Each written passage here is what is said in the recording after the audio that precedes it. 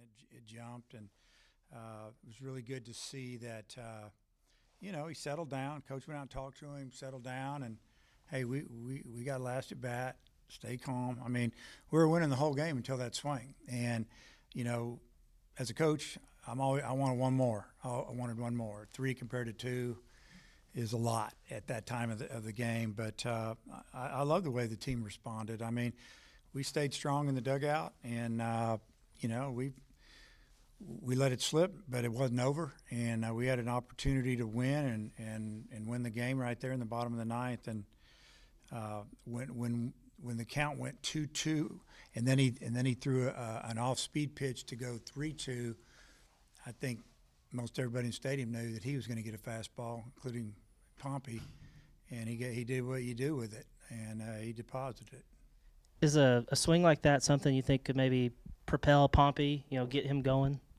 Well, I would think so. He's had success in his career, and if he can get out of this, he could really help us. Obviously, he's a really good athlete. He can run. He's got power, and he's a very good defender. So I would think it's definitely going to help him. Do I think he's going to get 4 or 5 hits tomorrow? I don't. That'd be tough. They can really pitch, but it should obviously boost his confidence and make him, relax a little bit. Coach, coming into this weekend, Mississippi State is one of the highest rated offenses. What did you kind of tell your pitchers coming into this weekend of, you're probably going to get hit around, but how do you work around those situations? Well, they have a good lineup, obviously, a good mix of left and right-handed hitters and some power up and down the lineup. They do a good job with 2 strikes, of just, slapping the ball around a little bit. So, what we tell our pitchers all the time, first off, get ahead of them, throw strike 1. And then you can go to work a little bit, but and don't walk them. You think about it. Run number 3 was hit by a pitch, and then a homer came right after that. So, yeah. On the walk situation, you had 1 walk today from Helfrich, and it came late in the 8th inning. What more do you want to see kind of from out of your hitters? I mean, now part of that was because they were throwing strikes, but what more do you want to kind of see out of your hitters and earning walks and forcing? I mean, they did force a lot of long at-bats today. Well, McPherson doesn't walk anybody. I mean, that's kind of the problem. He's good. He throws 97 miles an hour, and he doesn't walk very many. But you look at his numbers, he's going to make you swing the bat, and we did. There was 2 or 3 backward strikeouts that I wish that we'd have swung the bat at. But as far as the walks there, I didn't see us really chase out of the zone very much today. It was just he really just didn't give us an opportunity to walk. I was talking to Coach O'Connor, so if you address this, I'm sorry. But just what do you think about the resiliency from your team, to have Mississippi State tie it there the way they did, and then you come back and, you're winners 5 minutes later? Yeah, I mean, I mentioned it a second ago. I like the way that we came to the park today. I like the fight in the dugout. I like just the attitude of the team. They knew that they were in for a scrap tonight, trying to beat a really, really good pitcher and a really good team. And they knew that they really can't make any mistakes. We made one in the first inning, and Gackle pitched his way out of it. And, I like the way that they came in the dugout, and they weren't all pouty, and we made sure they weren't, and just kind of told them the facts. Hey, we get to hit in the bottom of the ninth. They got to get us out 3 times before we score. And, fortunate for us that TJ stepped up there and fought to a full count. Pitch before the 2-2 pitch was off-speed pitch for a ball. So here comes fastball, and he didn't miss it. You're going to play a doubleheader tomorrow. Sunday's weather looks really bad. I mean, is it the rain? Is it the cold? All of the above? Yeah, it's that the I guess the forecast. We thought about trying to play at 10 in the morning and on Sunday, but then, if we schedule it at 10 in the morning, we play one tomorrow. And what we're hearing from the local people and Tulsa weather is that it's slowly creeping forward. So, I guess that we have a good day. Why should we probably take a chance? And it's a long day for everybody, both teams, the fans, but we'll get 2 games in. I feel like we ask you this every week, but what did you think of the way Gackle navigated, the base runners today? Yeah, he did a super job.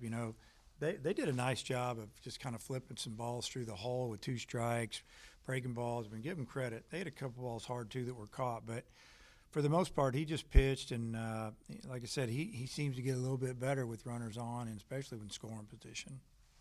I want to ask you about Gibbler, kind of a two-part question. One, last year he struck out almost 2 guys an inning. The strikeouts are down this year. Why is that? But then his ERA is also still really low. So how has he still had success? Well, he's pitching in contact a little bit more, throwing more fastballs. Honestly, he's probably going to get his strikeouts before the season's over. He's going to, he can strike people out. What you have now is you got teams that are just sitting soft, and they're still having trouble squaring it up. So he's throwing more fastballs and he's throwing for strikes. So they're making some contact, but we're not worried about that. He pitches awfully well. Zach Stewart's home run, that was the hardest hit home run you guys have had this year. What did you think about the game he gave you and where he is in relation to that groin injury? Yeah. The game was awesome because his game was awesome. He drove in a run in the first, and, they played back. The score was 0-0, and he had 2 strikes on him, I think, when he hit that ground ball to second. I'm not sure exactly, but I know he had 1 for sure. And just to drive in that run, give us the lead, that was big.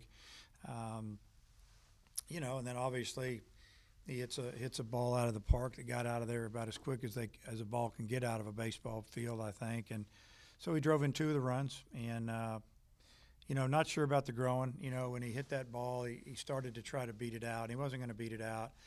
I kind of wanted him just to slow down, but I feel like when he came in, he was fine, no complaints. I think, he's still leery of it. I'd say he's probably 85%. I think whenever we talked to you the other day, you mentioned you liked what you saw from Souza, I think on Monday's game. Just what did you make of his performance today? Yeah. What's changed? What's maybe going right for him now? Well, I think that he's being a little more aggressive, and, if they want to try to come in, he's going to hit it down the right field line for a double. Maybe he's going to homer. They pitched him away, lines out to short, almost got a base hit out of it, ended up being a fielder's choice, and the ball he hit down the left field line, his third or fourth at bat, whatever that was there at the end, the pitch was kind of on the inner half, and he got his hands inside the ball and hit it pretty well down the line. So I don't know, maybe he's just starting to see it better and starting to heat up, and it's the right time. We need him. You went 0 for 9 with runners in scoring position. Now that does exclude, a couple of ground balls which scored some runs. But what more do you want to see out of your hitters with runners in scoring position? Well, yeah, I just want to me that stuff will start flipping a little bit because that's what went on last week. I told the guys I just wanted to have productive outs. You get a runner at second, nobody out, get him over. We did that.